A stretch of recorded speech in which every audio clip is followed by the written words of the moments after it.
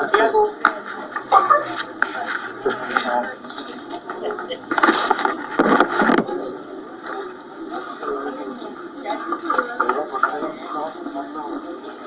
Capítulo 3, voy a leer versículos 1 y 2.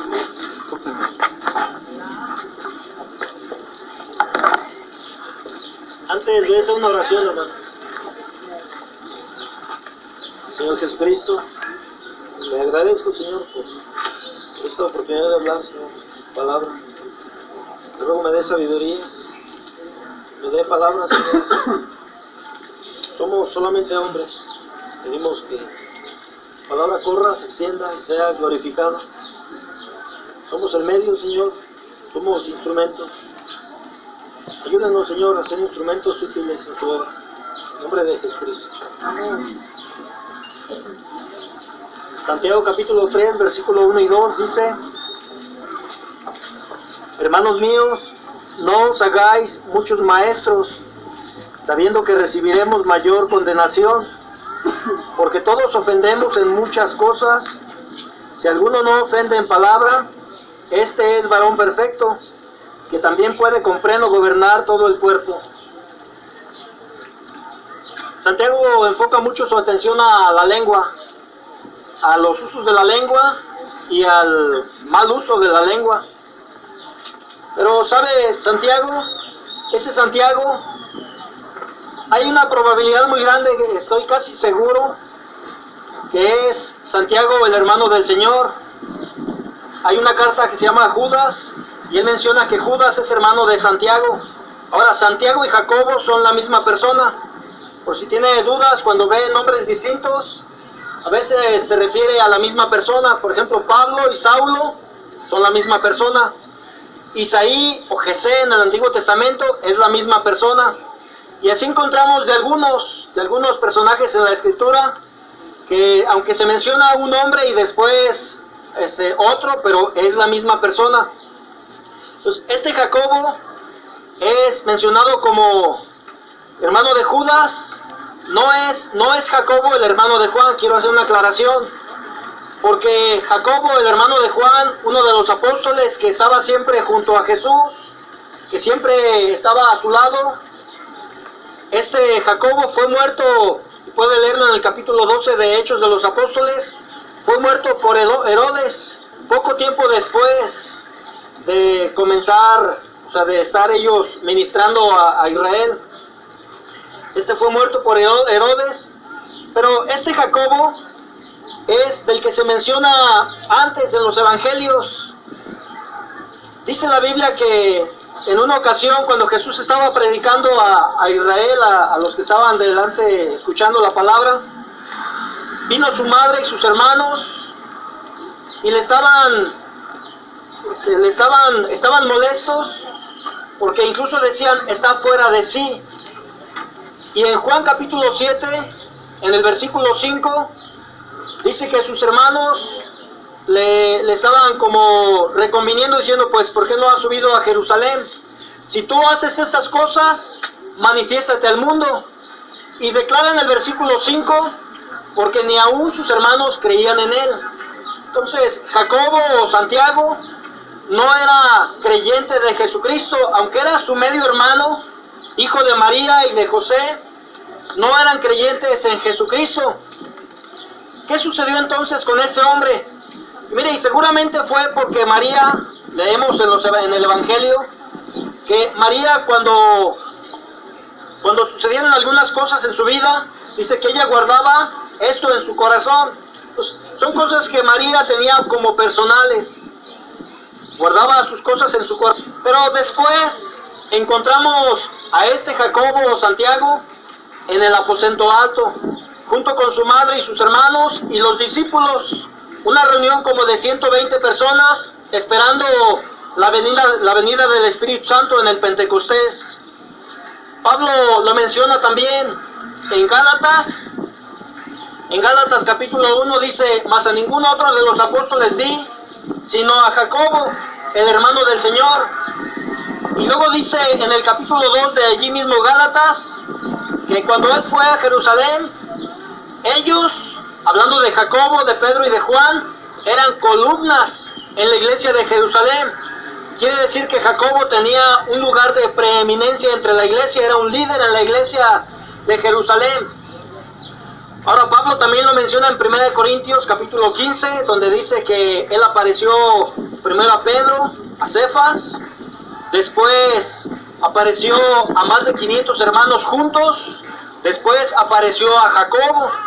Entonces, Jacobo, aunque no era creyente en Jesús, después de la resurrección Jesús se le manifestó y le dio una responsabilidad. Es interesante, hermanos, que Jacobo no estaba junto con los apóstoles aprendiendo de boca de Jesús, pero después de la resurrección él era maestro en la iglesia. Y este versículo 1 así lo declara: hermanos míos, no os hagáis muchos maestros, sabiendo que recibiremos mayor condenación. Él se incluye entre los maestros. Dice, sabiendo que recibiremos mayor condenación. Entonces, ¿cuál es el problema de ser maestro? En realidad, todos, hermanos, todo cristiano deberíamos ser maestros por causa del tiempo. No hay ningún problema en ser maestros. Mire, le voy a mostrar un pasaje, ve ahí en Hebreos, libro de Hebreos, capítulo 5.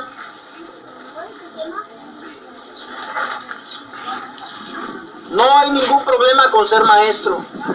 Es más, la experiencia debería hacernos maestros.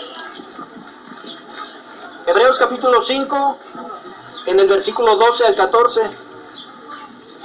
Porque debiendo ser ya maestros a causa del tiempo, tenéis necesidad de volver a ser enseñados cuáles sean los primeros rudimentos de las palabras de Dios.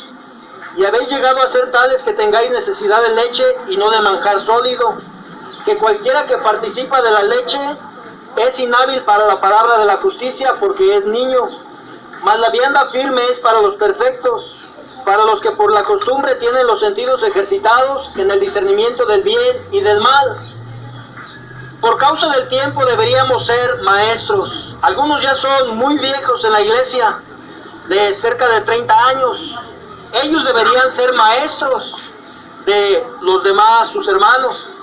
Luego Pablo dice en Efesios capítulo 4, que ya no seamos niños fluctuantes, llevados de aquí para allá, llevados por doctrinas de hombres, por sus estratagemas y por su astucia, para no ser persuadidos y ser desviados de esta doctrina. Entonces, si la Biblia no está en contra de ser maestros, es más, la Biblia exige de cada uno de nosotros, y conforme pasa el tiempo, deberíamos ir madurando en la vida cristiana. Pero este versículo más bien se refiere a ser maestros de la palabra, ser maestros en la congregación, dirigir las reuniones, dirigir la congregación, algo así como lo que mencionó el apóstol Pedro en Hechos capítulo 6. Había problemas porque había crecido la iglesia y ellos estaban ya sirviendo las mesas, descuidando su ministerio. Entonces ellos hablan a la congregación y dicen, denos 7 hermanos para que ellos se encarguen de esto, los diáconos. Dice, y nosotros persistiremos en la oración y en el ministerio de la palabra. Pues, ¿cuál era el ministerio de los apóstoles? Era la oración y enseñar la palabra de Dios, estar predicando. Entonces, es a lo que se refiere Santiago, el que ellos pueden estar como maestros en la iglesia. Pero ¿sabe? La razón por la cual Santiago menciona estas palabras, hermanos míos, no os hagáis muchos maestros, sabiendo que recibiremos mayor condenación, es por el deseo desordenado de muchos que ambicionan el ser maestros. ¿Sabe? Es un deseo desordenado en convertirse en maestros de la congregación. Dice, por ejemplo, Pablo en la primera carta a Timoteo, que un neófito no puede presidir en la reunión. Entonces, hay quienes incluso siendo neófitos, ¿qué es un neófito? Es un principiante, alguien que tiene poco tiempo en la iglesia, que no ha madurado. Él no puede dirigir la congregación porque es un neófito. Pero aún encontramos algunos que llegan a la iglesia desde muy temprano, quieren, no sé, sobresalir en la iglesia y enseñar y poner orden y hacer tal y tal cosa en la congregación, pero no es su tiempo. Y la Biblia nos habla del riesgo porque eso le sucedió a Satanás. Dice, no un neófito porque inflándose no caiga en juicio del diablo. Entonces, un neófito puede tener un deseo, pero obviamente no es un deseo sano. Ahora, una persona debe considerar antes de desear el ser maestro de la congregación lo que conlleva. Porque Santiago dice, sabiendo que recibiremos condenación. Hay una responsabilidad primeramente ante Dios al enseñar la palabra. Este no es cualquier libro. Tú puedes enseñar matemáticas, puedes enseñar anatomía, puedes enseñar lo que tú quieras. Pero el enseñar la palabra de Dios te pone en una posición muy grave delante de Dios y aún delante de los hombres.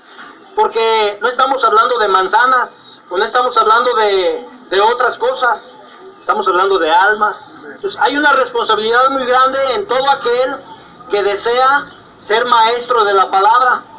¿Por qué, hermanos? Porque se corre el riesgo de hacerlo mal. Entonces, no se debe tomar a la ligera. Esto es una advertencia para que no se tome a la ligera. Dice, hermanos míos, no os hagáis muchos maestros, sabiendo que recibiremos mayor condenación. Y sabe, Santiago pues desanima la ambición de muchos, porque es una ambición de algunos ser maestros. Entonces Santiago lo desanima. Y Pablo lo dice de otra manera. Pablo al parecer no desanima, porque él dice, si alguno apetece obispado, buena obra desea. Pero cuando da una lista de requisitos, o sea, dice, como Pablo lo dice de otra manera, él te dice, está bien, si tú tienes el deseo, adelante, pero considera todos estos requisitos. Y sabe, a juicio de cada persona, muchos dicen, no, yo no puedo. Entonces, son descalificados. Es más, algunos se descalifican a sí mismos. Algunos que son más osados o que son más atrevidos, ellos dicen, yo puedo. Pero es una forma de desanimar. Dice Santiago, hermanos míos, no os hagáis muchos maestros. Y sabe, aquí puedo ver al menos dos amonestaciones en este versículo. Dos amonestaciones para quienes pretenden ser maestros en la congregación.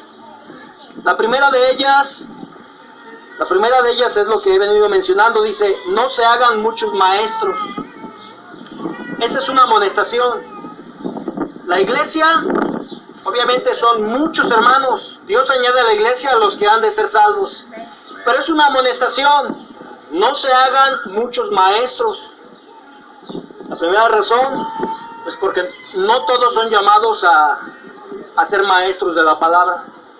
Todos podemos enseñar, sí, pero no todos pueden ser parte del ministerio de la palabra. Entonces, eso debería desanimar a algunos. Ahora considere, ¿qué pasaría si todos fuéramos maestros de la palabra en la iglesia? Vamos a ver un pasaje en 1 Corintios capítulo 12.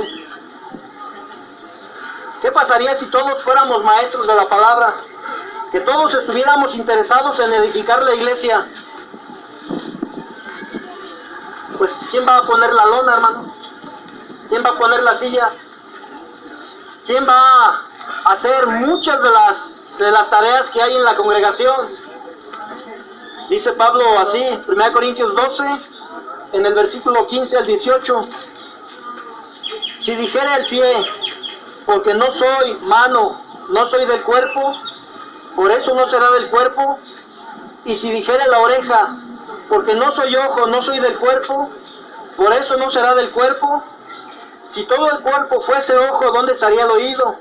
Si todo fuese oído, ¿dónde estaría el olfato?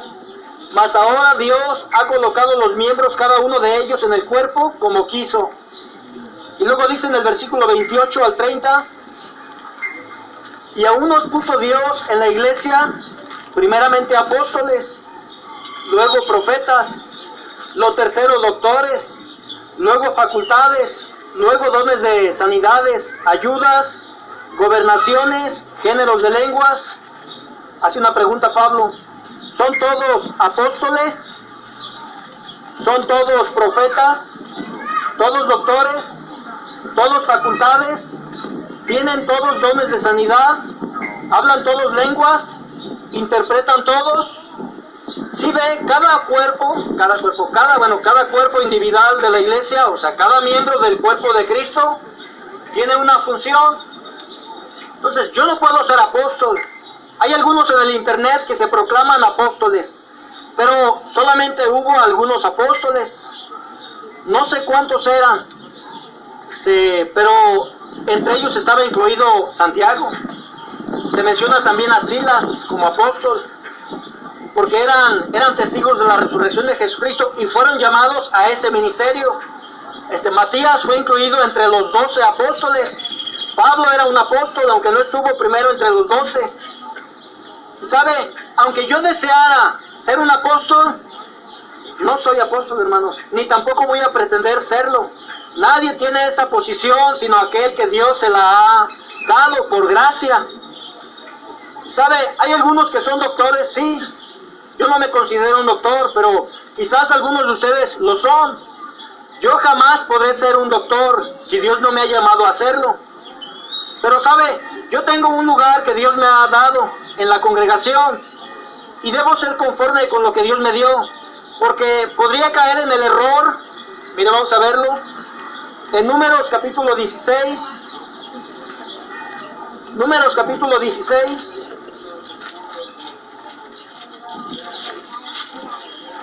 En lugar de ser conformes y servir en el don o en el lugar que Dios le puso, causamos desorden, porque eso causa desorden.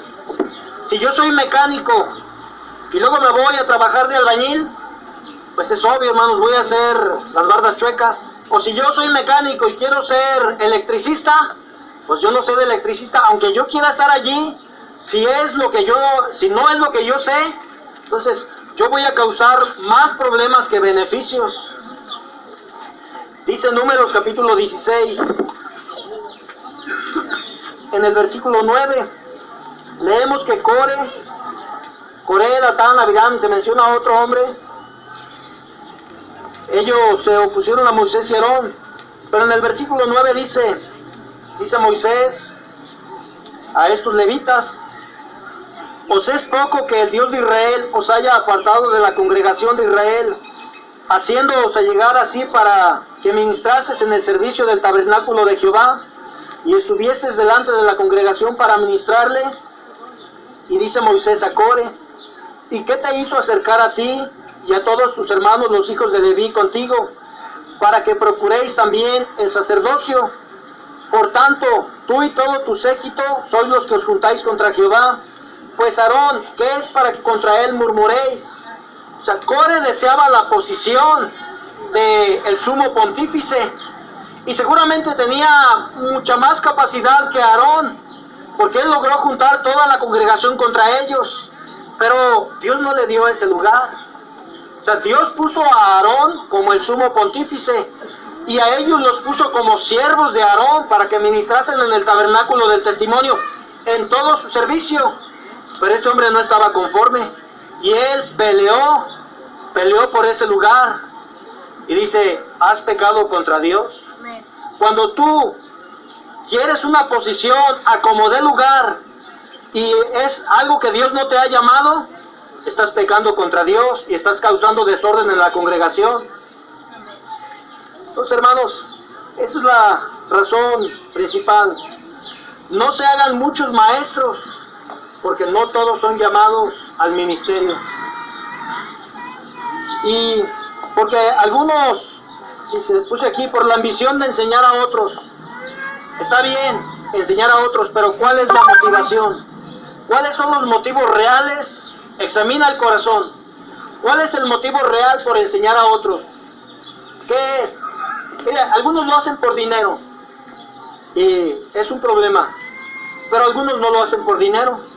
Hay algunos que no buscan dinero y conocemos algunos que no lo hacen por dinero porque ellos trabajan y ganan lo suficiente. Entonces, ¿qué es su motivación real de enseñar a otros? ¿Sabe? Algunos buscan el reconocimiento, no es dinero. A ellos no les importa si les das o no les das, ellos quieren sentir ser alguien. Buscan una posición, quieren poder, piensan que el ministerio es poder, entonces quieren ese poder. ¿Qué dijo Simón el mago? En Hechos capítulo 8, cuando vio que por la imposición de las manos de los apóstoles se recibía el Espíritu Santo, él les ofreció dinero. Hay gente que no quiere dinero, está dispuesta a dar dinero para recibir esa facultad. Yo soy más dinero. Quizás. Dinero llama dinero. Pero si ve, él quería poder. Él era un mago. Dice que toda Samaria estaba embelesada por él. Llega Felipe a predicar el evangelio y todo se disipó. Él ve la oportunidad de tener otra vez lo que él poseía antes, fama, y él ofrece dinero. ¿Sabe, hermano? Esa es una motivación equivocada delante de Dios. Porque vea, es una responsabilidad para con Dios y con esto no se juega. Vea, la reprensión que le dio Pedro es fuerte. Hasta él mismo dijo, oren ustedes por mí porque no venga lo que han hablado. ¿Qué es el riesgo de ambicionar el enseñar a otros con una motivación equivocada? ¿Sí sabe por qué hay tantas religiones en el mundo? Las contamos por miles, quizás por millones de denominaciones. Es porque algunos sintieron la habilidad o la capacidad de poder enseñar a otros, de ocupar ese lugar, y ahora se desviaron. Mire, busque 2 de Pedro. Significa que algunos, por sus equivocadas motivaciones, se convierten en falsos maestros. 2 de Pedro 2. 2 de Pedro capítulo 2, del versículo 1 al 3. Pero hubo también falsos profetas en el pueblo, como habrá entre vosotros falsos doctores, que introducirán encubiertamente herejías de perdición, y negarán al Señor que los rescató, atrayendo sobre sí mismos perdición acelerada. Y muchos seguirán sus disoluciones, por los cuales el camino de la verdad será blasfemado, y por avaricia harán mercadería de vosotros con palabras fingidas, sobre los cuales la condenación ya de largo tiempo no se tarda, y su perdición no se duerme. Se convirtieron en falsos maestros. Seguramente comenzaron bien. Mire, yo he escuchado sermones de Cash Luna. No sé si alguno lo haya. Yo casi nunca he escuchado, pero yo una vez escuché un mensaje cuando él empezaba. Eran poderosos sus mensajes. Pero la fama que tiene ahora es de un estafador, de un falso profeta, de un mentiroso, de un engañador. Se convierten en falsos maestros. Cuando la motivación o el llamamiento no era de Dios, se corre el riesgo de convertirse en un falso maestro. Ananías, y algunos que se mencionan, por ejemplo, en el tiempo de Jeremías, un hombre que tenía habilidad para hablar, de juntar al pueblo y decirles que Dios le había hablado. Dice, pero yo nunca le hablé. O sea, no era llamado al ministerio. Dice, yo nunca le hablé. Y dice Dios, ha hecho creer a mi pueblo en mentiras. Ese hombre fue muerto. Pasaron algunos meses y ese hombre fue muerto. Dios mandó a Jeremías y le dijo, tú has hablado rebelión contra Dios. Si alguien no es llamado, no debe estar en el ministerio, porque corre el riesgo de ser un falso profeta, como hay tantos en el mundo. 2 de Timoteo capítulo 4, versículo 3.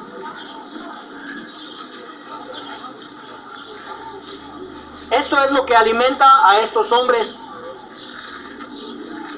¿Por qué existen los ladrones, porque hay quien les compra su mercancía. No habría ladrones si nadie comprara lo que se roban. De la misma manera no habría estos falsos maestros si no hubiese quien abre su oído a lo que ellos hablan. Segunda de Timoteo capítulo 4, en el versículo 3 y 4. Porque vendrá tiempo cuando no sufrirán la sana doctrina, antes teniendo comezón de oír, se amontonarán maestros conforme a sus concupiscencias, y apartarán de la verdad del oído, y se volverán a las fábulas. ¿Por qué existen tantos maestros? Porque hay falsos creyentes.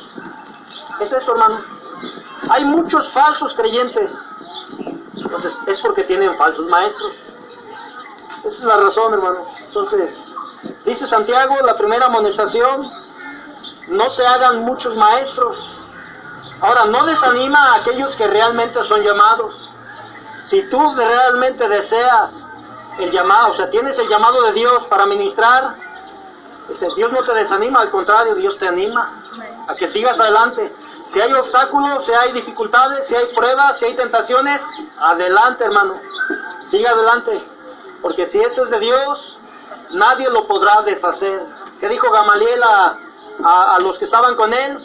Dice, se levantó Teudas, se levantó Judas el Galileo, diciendo ser alguien, pero una vez matados, se disipó su grupo.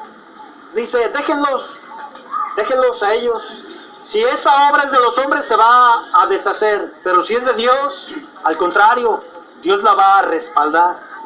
Entonces, Dios desanima a aquellos que no son llamados al ministerio, pero Dios anima a aquellos que lo son. Entonces, no se desanime, hermano. Entonces, ese es el riesgo, hermanos. Dice, hay un pasaje que quizá resumiría lo que acabo de mencionar de los falsos maestros. Dice Romanos 1, diciéndose ser sabios, se hicieron fatuos, o se hicieron necios. Y es por ello que existen tantos maestros.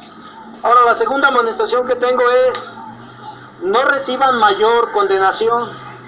Y esta es una amonestación. Si tú quieres ser maestro en la congregación, debes estar consciente de la responsabilidad que conlleva del juicio. No está hablando de un juicio de condenación al infierno, ni de un juicio de ir al lago de fuego.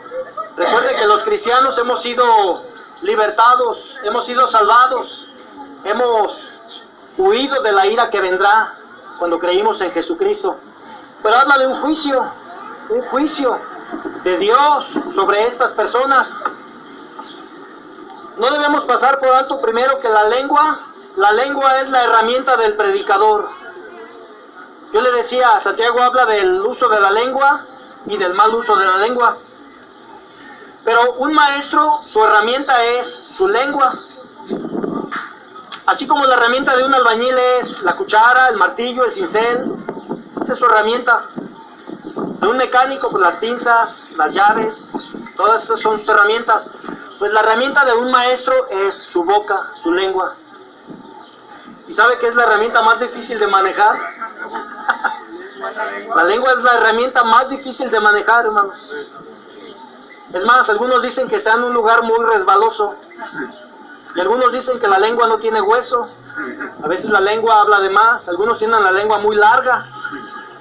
Entonces, por eso es que se recibe mayor condenación. Dice, hermanos míos, no os hagáis muchos maestros, sabiendo que recibiremos mayor condenación. Jesús dijo en Mateo capítulo 12, que por tus palabras serás justificado y por tus palabras serás condenado. Quiere decir que cada palabra ociosa que el hombre hablare, de ella dará cuenta en el día del juicio. Por ello lleva más responsabilidad el maestro, por lo que habla, por lo que dice, por lo que enseña, por la influencia que ejerce en otras personas. Si lo hace mal, llevará mayor juicio. Entonces, el único que yo conozco, hermanos, o que sé, por lo que hemos leído, que ha usado su lengua a la perfección es el Señor Jesucristo.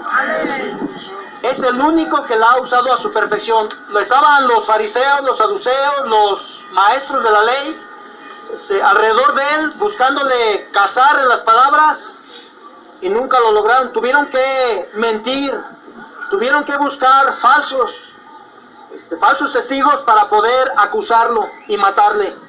Pero mismo Dios da testimonio, dice, en su lengua no fue hallado engaño. Nunca jamás Jesús se equivocó en sus palabras. Él es un varón perfecto. Ahora, ¿qué dice en el Evangelio de Lucas? Dice, déjame ver si es el que busque. Lucas capítulo 6, versículo 40.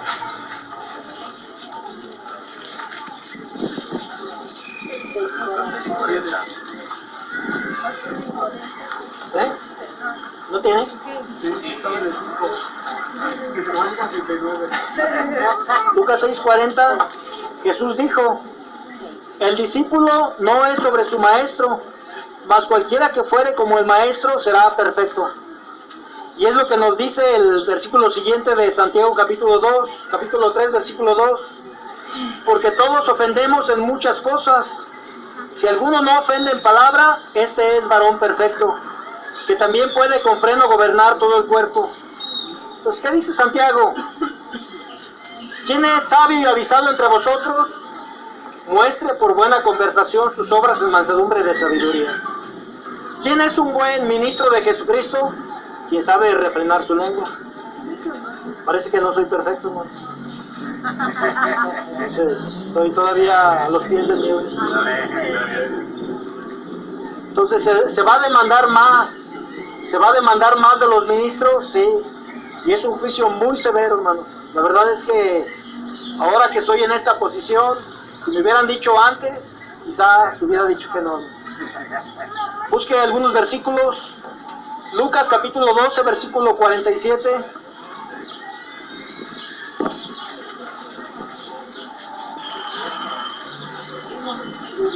Pero sabe, es una bendición. Si lo hago bien, premio tendré. Si lo hago mal, la verdad es que no serán ustedes los castigados, seré yo. Pues yo llevaré la responsabilidad de la carga de esto. Dice Lucas capítulo 12, versículo 47 y 48. Porque el siervo que entendió la voluntad de su Señor y no se apercibió ni hizo conforme a su voluntad, será azotado mucho. Mas el que no entendió e hizo cosas dignas de azotes, será azotado poco. Porque a cualquiera que fuere dado mucho, mucho será vuelto a demandar de él. Y al que encomendaron mucho, más le será pedido. Pues, ello conlleva la responsabilidad. Y sabe, hay aquí un riesgo. Porque no nada más es estar en esta posición. Algunos creen que nada más por ser llamados al ministerio tendrán la gloria o tendrán la corona. Así como Pablo dice, al final, he acabado la carrera, he guardado la fe, he peleado la buena batalla, por lo demás me espera la corona de justicia, la cual me dará el Señor, juez justo, y no solo a mí, sino a aquellos que aman su venida. Pero ¿sabe qué implica esto? Vea lo que dice 2 de Timoteo, capítulo 2. No nada más es ser llamado al ministerio, es cumplir el ministerio. Un hombre ya no quería continuar en el ministerio y Pablo le dijo, mira que cumplas el ministerio que has recibido del Señor Jesús. Entonces, no hay opción. Debes cumplir tu ministerio. Si Dios te llamó al ministerio, debes cumplirlo. No hay pretextos. 2 de Timoteo capítulo 2, en el versículo 3. Tú pues sufre trabajos como fiel soldado de Jesucristo. Ninguno que milita se embaraza en los negocios de la vida, a fin de agradar a aquel que lo tomó por soldado. Y aún también el que lidia no es coronado, sino lidiare legítimamente. El labrador, para recibir los frutos, es menester que trabaje primero. Considera lo que digo y el Señor te dé entendimiento en todo. Entonces, no solamente basta ser parte de la milicia o del ejército, pues debes cumplir. Es lo que dice aquí Pablo. El que lidia no es coronado, sino lidiare legítimamente. Entonces, corremos el riesgo de no recibir nada, hermanos. O sea, no importa quién seas, no importa que seas el predicador de renombre, si no haces las cosas, como dice aquí, si no lidias o si no peleas legítimamente, no tendrás corona. ¿Sí entiende? Dice otro pasaje, 1 Corintios 9, 1 Corintios 9, 24.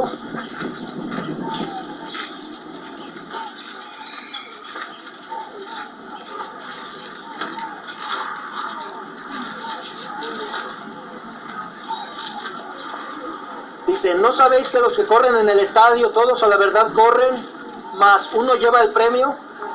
¿Cómo? ¿Cuál es? 1 Corintios 9, 24. Corred de tal manera que lo obtengáis, y todo aquel que lucha de todo se abstiene, y ellos a la verdad para recibir una corona corruptible, mas nosotros incorruptible. Así que yo de esta manera corro, no como a cosa incierta, de esta manera peleo, no como quien hiere el aire, antes hiero mi cuerpo y lo pongo en servidumbre, no sea que habiendo predicado a otros, yo mismo venga a ser reprobado, o condenado, o sin premio. ¿Sí ve, hermano? Entonces, no es nada más el tener una posición, es cumplir el ministerio. Dice otro pasaje, Lucas capítulo 14, versículo 7.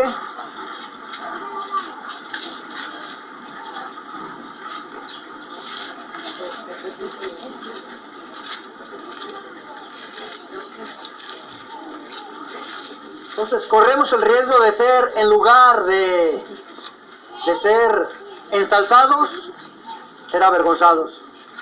Dice Lucas 14, 7. Y observando cómo escogían los primeros asientos a la mesa, propúsoles una parábola diciéndoles, cuando fueres convidado de alguno a bodas, no te sientes en el primer lugar, no sea que otro más honrado que tú esté por él convidado, y viniendo el que te llamó a ti y a él te diga, da lugar a este, y entonces comiences con vergüenza a tener el lugar último. Mas cuando fueres convidado, ve y siéntate en el postrer lugar, porque cuando viniera el que te llamó te diga, amigo, sube arriba, entonces tendrás gloria delante de los que juntamente se sientan a la mesa. Porque cualquiera que se ensalza será humillado, y el que se humilla será ensalzado. Entonces, entendemos que el ministerio no es para ensalzarse, sino que es un servicio, hermanos. Algo así como lo que mencionó el hermano Fausto. Entonces, es la segunda amonestación. No reciban mayor condenación. Algunos desean, bien, pero entienda que si se hace, procure hacerlo lo mejor que pueda. Si no, mejor no lo haga, porque de todos modos al final será avergonzado. ¿Qué dice Pablo? Prosigo al blanco, no viendo atrás, sino prosigo al blanco, al premio de la soberana vocación que es en Cristo Jesús. Pues hay una responsabilidad muy grande, hermanos. Voy a leer otra vez el pasaje de Santiago capítulo 3, versículo 1 y 2, para concluir. Hermanos míos, creo que nos involucra a nosotros, porque somos hermanos también de Santiago. Hermanos míos, no os hagáis muchos maestros, sabiendo que recibiremos mayor condenación, porque todos ofendemos en muchas cosas. Si alguno no ofende en palabra, este es varón perfecto, que también puede con freno gobernar todo el cuerpo. ¿Es posible alcanzar la perfección? Cristo dijo que sí. Si alguno es como su maestro, será perfecto. Pero parece que no es nada fácil. Y esto no se recibe por gracia, hermanos. Esto es trabajo duro, una responsabilidad. No debemos hacer a un lado la soberanía de Dios y la responsabilidad del hombre. Pues considere, hermano, Dios nos dé entendimiento en esto. Amén. Amén. Es todo, hermano. Hermano, tienes lo de las comidas, ¿verdad? La conferencia.